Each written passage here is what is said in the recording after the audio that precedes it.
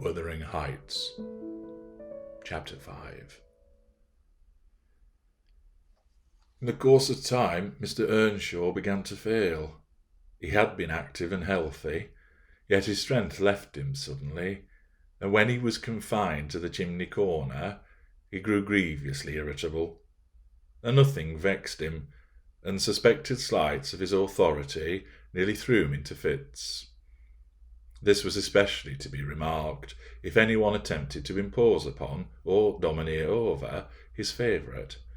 He was painfully jealous lest a word should be spoken amiss to him, seeming to have got it into his head the notion that, because he liked Heathcliff, all hated, and longed to do him an ill turn.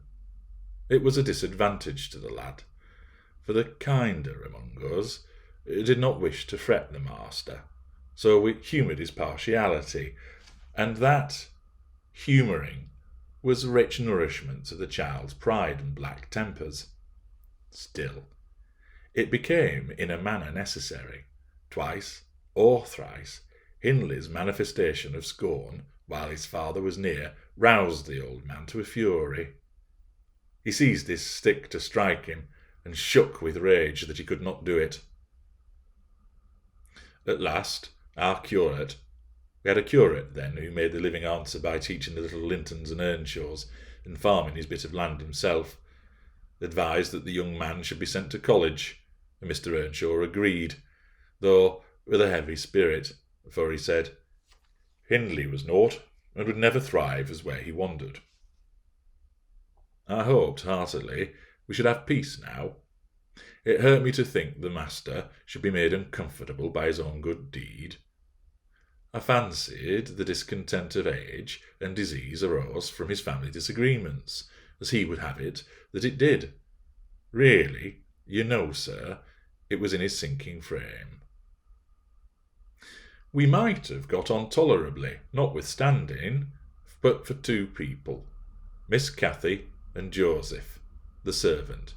You saw him, I dare say, up yonder. He was, and is yet most likely, the wearisomest self-righteous Pharisee that ever ransacked a Bible to rake the promises to himself and fling the curses to his neighbours. By his knack of sermonising and pious discoursing, he contrived to make a great impression on Mr. Earnshaw, and the more feeble the master became, the more influence he gained. He was relentless in worrying him about his soul's concerns, and about ruling his children rigidly. He encouraged him to regard Hindley as a reprobate, and night after night he regularly grumbled out a long string of tales against Heathcliff and Catherine, always minding to flatter Earnshaw's weakness by heaping the heaviest blame on the latter. Certainly she had ways with her such as I never saw a child take up before, and she put all of us past our patience 50 times and oftener in a day, from the hour she came downstairs till the hour she went to bed. We had not a minute's security that she wouldn't be in mischief. Her spirits were always at high water mark, her tongue always going, singing, laughing, and plaguing everybody who would not do the same.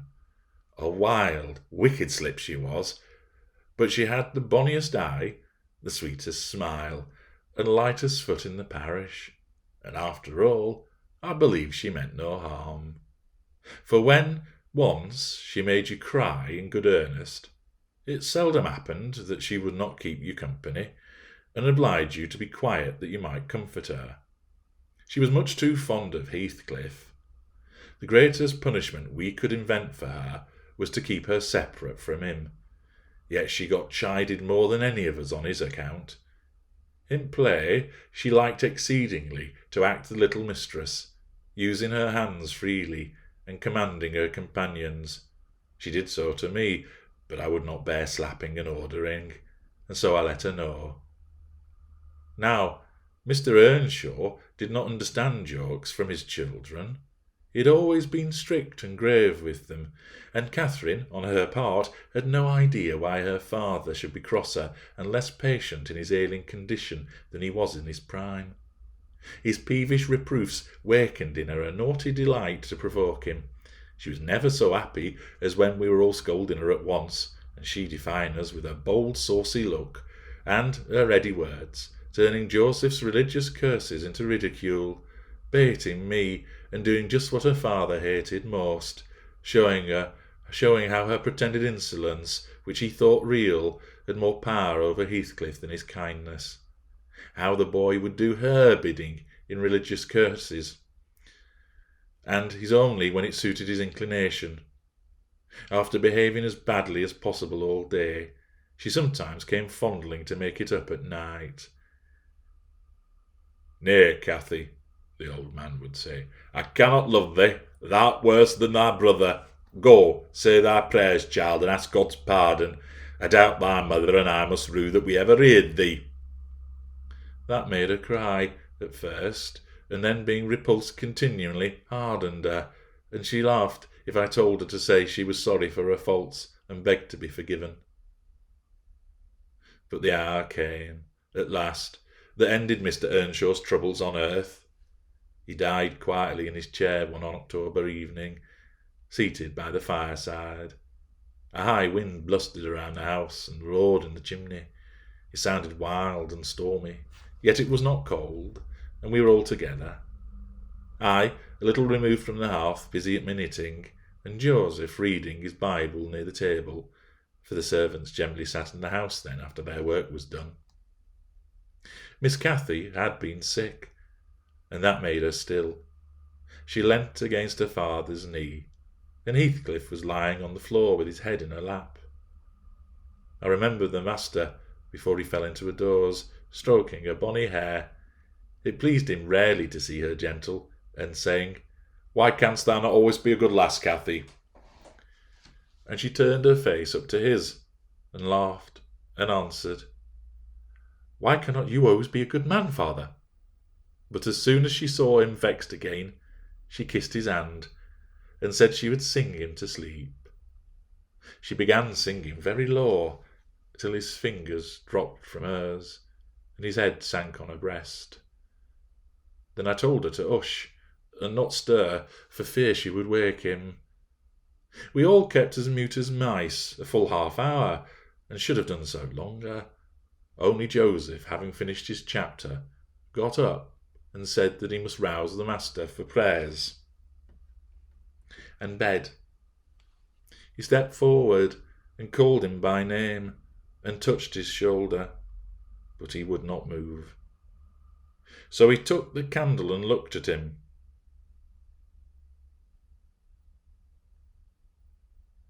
I thought there was something wrong as he set down the light, and seizing the child by arm, whispered them to pray him upstairs and make little din. They might pray alone that evening. He had something to do. "I shall bid father good night first," said Catherine, putting her arms round his neck before we could hinder her. The poor thing discovered her loss directly. She screamed out, "Oh, he's dead, Heathcliff, he's dead!" And they both set up a heartbreaking cry. I joined my wail to theirs, loud and bitter, but Joseph asked what we could be thinking of to roar in that way over a saint in heaven. He told me to put on my cloak and run to Gimmerton for the doctor and the parson. I could not guess the use that either would be of then. However, I went, through wind and rain, and brought one, the doctor, back with me. The other said he would come in the morning. Leaving Joseph to explain matters, I ran to the children's room. Their door was ajar. I saw they had never lain down, though it was past midnight. They were calmer, and didn't need me to console them. The little souls were comforting each other with better thoughts than I could have hit on.